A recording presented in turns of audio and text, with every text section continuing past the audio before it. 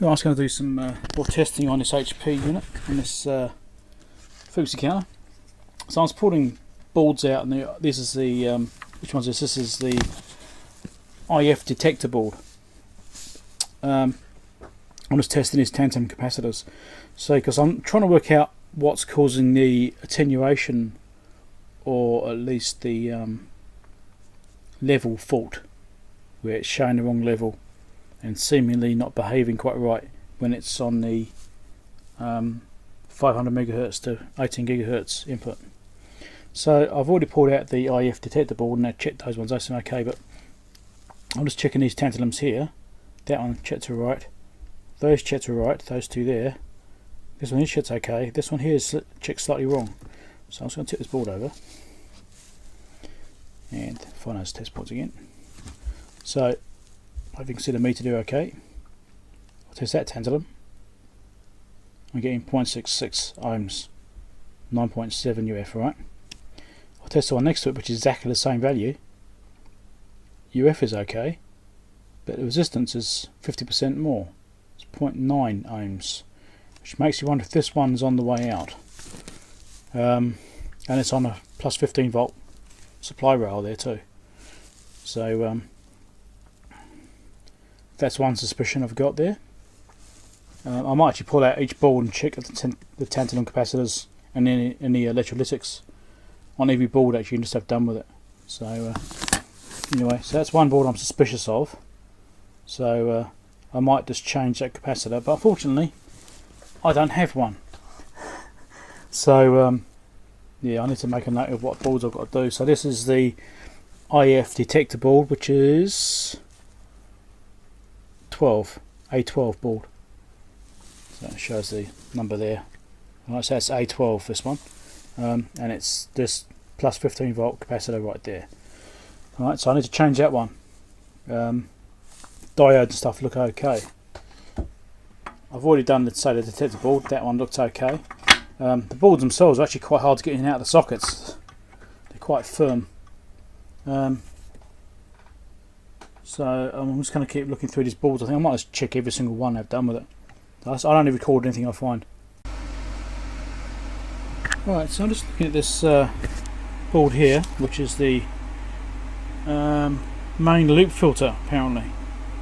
So this is board 9, and I'm just measuring this in this parts here. I'm just trying to figure out these capacitors because they're not measuring right. These look like electrolytics of some kind because they are polarised, because there's a band on them. This one doesn't look like, although it's got a voltage rating and stuff, I think it's just a normal capacitor, but I think it's just a polyester or something in there. I'm not quite sure. This one here. So when I measure these ones, hope you can see the meter.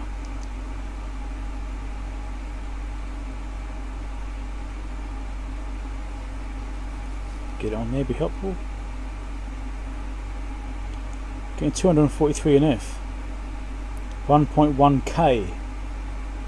And it's got 0.012 on there, 10%. So that's quite a difference. This is a 0082. 1.1K, 233 NF.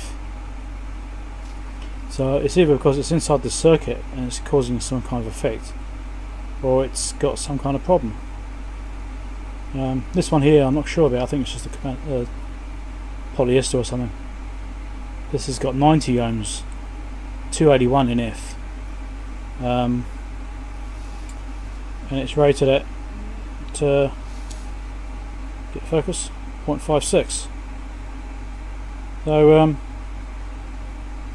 I'm a bit unsure now. I might have to just go and look at the diagrams and just check these out. There might be something affecting it somewhere else.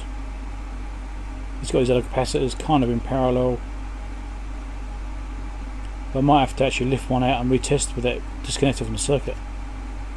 But even then, that 1.1k seems a bit much. So I'm just going to go and check on these and see what I can find out about them. But it seems like this and this might be problematic. This I'm not sure of. It seems wrong. I don't know. Yeah. Right, so after a bit of digging around, I can't find the actual a component layout for this. So I've had to try and trace the actual parts, and although they got a band on them, I don't actually think that means they're polarized, strangely enough, because what I'll trace these parts to is these parts here. So we've got this 0.0082, which is this one here, and then we've got this 0.012, which is this one here. Then over here we've got the 0.56 or 0.056, which is this one here. Right, so those match up to those parts on that diagram there as far as tracing the actual connections to this IC here. So yeah, they must be okay then, because they're not actually electrolytics or anything, so chance of being wrong is unlikely. Right, so I thought I might have found something else. Let's move the mic over here, you can hear me a bit better. Again, I was measuring these tantalums. This is the board. So this is the amplifier board, which is probably my biggest suspect. Let's measure in these tantalums. That one's okay. This one here is 2.5 ohms, which looks a bit high. The value reads correctly, but the resistance seems a bit wrong, and it looks like it's on a 15 volt supply, which is like the other one was as well. I haven't tested the rest yet. 0.3.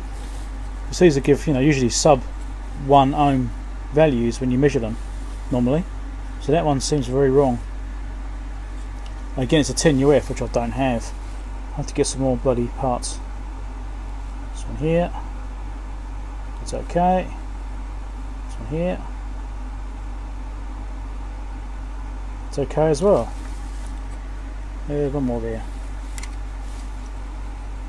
Well, that looks like it's got a dodgy solder joint there. Might as well do the lights on it. I'll have a close look in a second. This one measures high as well, 3.6. So looks like might be two dodgy ones on there. Okay, so this other one which measured out a little bit, there's also another 10 UF. So it looks like I need to get a whole bunch of 10 UF tantalum capacitors, because there seems to be several which are measuring off value. Interestingly, these are the same style of the other capacitor I measured just now, which I was a bit confused by, because on the circuit diagrams they're not shown as being electrolytic, but they've got a band around them, right? These are the same construction style, and that value matches. This one doesn't. This one measures correctly as a 0.47, well 47 UF. Right, so measure that one. Right, 47 UF, 43 ohms. Big resistance, but it's the right value. There's this one here, 1.3k, 1.2k, 214 NF. Right, I can't see what the value is on that right now, but I'm just suspicious that that maybe those other ones were wrong. I need some clarification what these parts actually are. I mean, they look like a bit like electrolytic, but they've got a plastic casing on them, and the diagram doesn't show them as being polarized. So I'm a bit puzzled by that. But anyway, I definitely two tantalums here, which are on the way out. Those two there. So yeah, I suppose that, and a couple on the board as well. Which board is this? This is the, say, 600, or 600, yeah, 60,038. Right. So this is the A16 board, I think they call it. Right. Strange enough, instead of A38, but they call it A16 because I think it's a later replacement. But yeah, there seems to be some issues with that. I haven't tested the diodes and anything on it yet, but we'll get there. Right, so I found these two capacitors, C25, C26. On the board layout diagram, it does actually have a capacitor marking over written on the part picture, but because it's black and white, it's really hard to see it on some of them. I didn't actually see it on the first one when I was looking at it. So those the two capacitors there, the 0.047s, and they're not shown as being polarized again. So although they've got a band marking on one end, they don't appear to be, you know, they are polarized capacitors, but they're not electrolytics. But I don't know, there's no polarity marked on there for those particular parts. Some of the other parts which are polarized are showing it, like I'll just scroll this down a bit. Ooh, too far, maybe. No, see, that one there's got a plus on there to show it's polarized. So I don't know, it's interesting. I'm a bit confused by the markings versus the application. So I don't know, maybe I don't know, it's just the old parts, maybe it's just the way they did them. But anyway, let's just have a little look about trying to find that layout. Okay, here's the layout diagram for that board I was looking at, and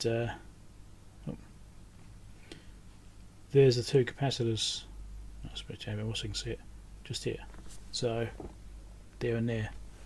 If I zoom in a bit more, might be able to see it says C25 and C26 on top of them. But say a lot of this is almost unreadable because of where it is. I mean, you got U something there. I'm guessing it says 17 because it's got 17 here. Yeah, so not C23. You can see that one easy, but it's R37. So it's overlaid on the picture, which would be great if it's an original manual.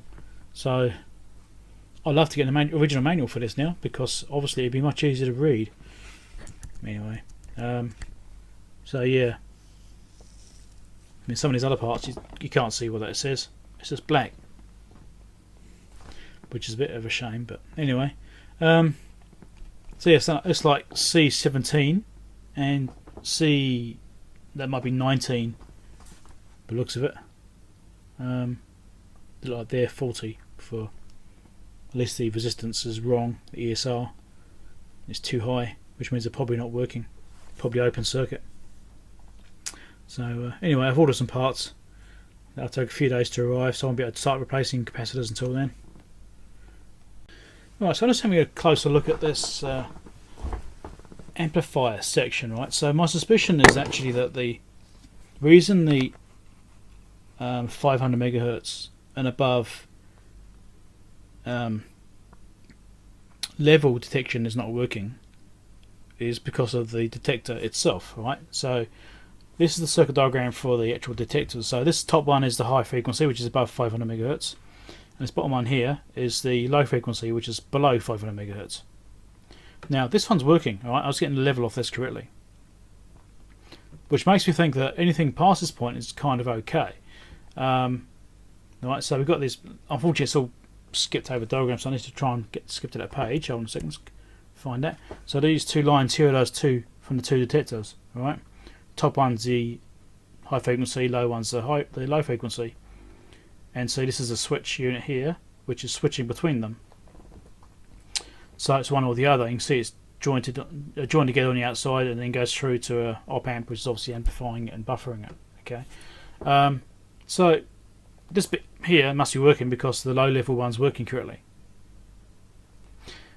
It could be U17 not switching properly, but the fact it's giving too high a level makes me think it's probably a shorted diode.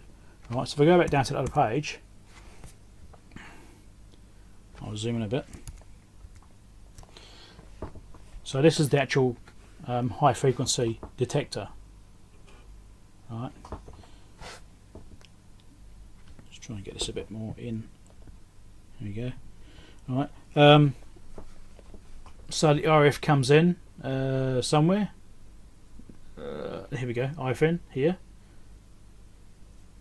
This one's a switch for frequency detection. This is a switch for amplitude detection. Right. That's one or the other used.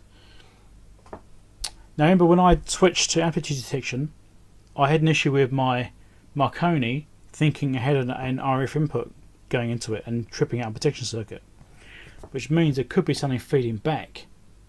Alright, It could just be that it's going through this inductor here, back through that diode and feeding back. I mean, that's possible.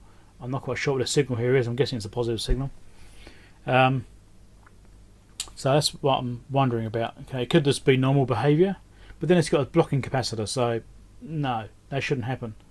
But then if it's an amplitude, if it's a, because it does have a 100 kilohertz feed through here, part of the detector circuit, so I don't know if that's related or not.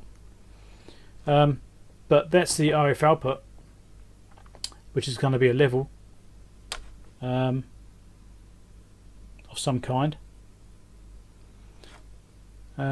So I'm wondering if it's maybe one of these detector diodes here have gone. There's 3 there and there's another one here. I should actually have a look and try and figure out what these diodes actually are. But it's within the detector unit, the actual assembly, which I have to try and find a picture of. That's not it. Give me a second. This thing here. Right, there's that unit there, and this one here. There's 2 different units. I can't remember which one's which now.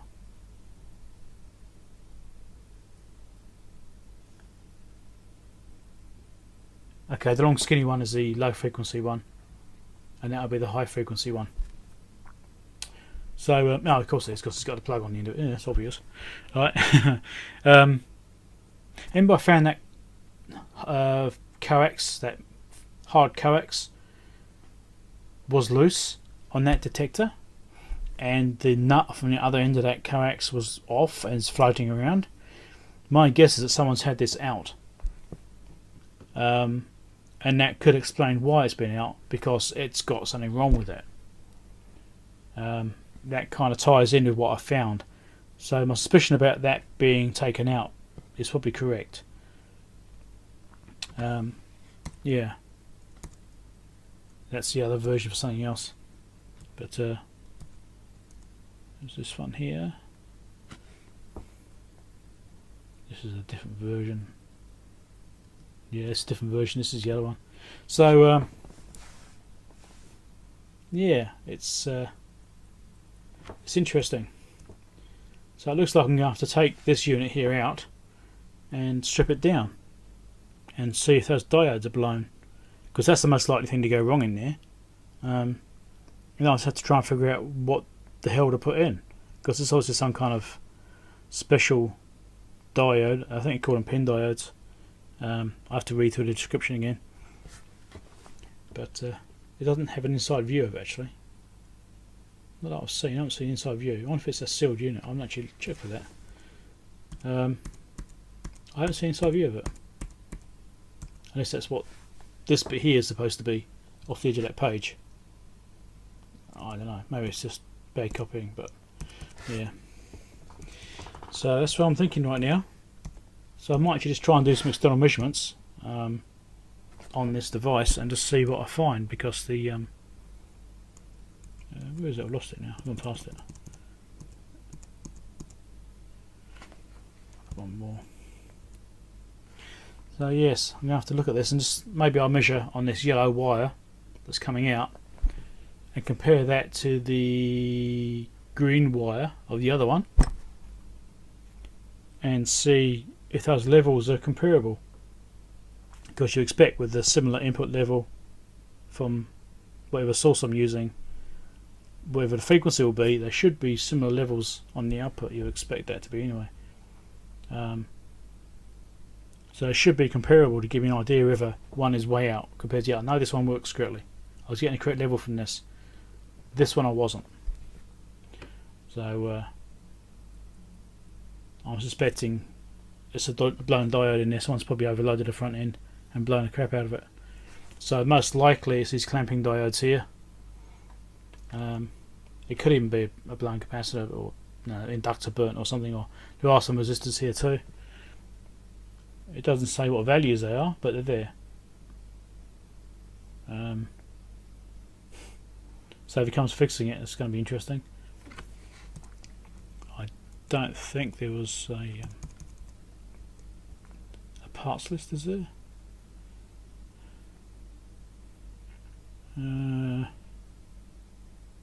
Don't think so, not that bit.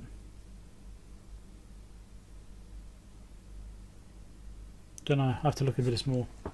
There might be a mention of it somewhere. One of those little tables are stacked on the side of a page somewhere. Might get lucky, but yeah, it's obviously not that. Anyway, that's enough of that video for that bit. But at least I've got a direction to go in now with this. But as I said, I found a few dodgy tantalum capacitors. So I've ordered those new parts, and once those arrive, I'll change all those capacitors out. I don't expect them to fix the problem. The other thing I've got to look into is that external reference, if there's an issue with that or not. But I noticed that my reference sources are only doing quite low voltage levels, so they're less than a volt. I think they're about 0.3 of a volt or something. So it might be the actual reference level was too low in itself, which could explain why I wasn't triggering. Or it could be that switch is dirty and it doesn't connect up. I've got to check that too. But so that's the other thing. So it's only really two faults I've got to sort out, and that's the external reference and the amplitude detection on the 500 MHz plus band. Other than that, it seems to work okay.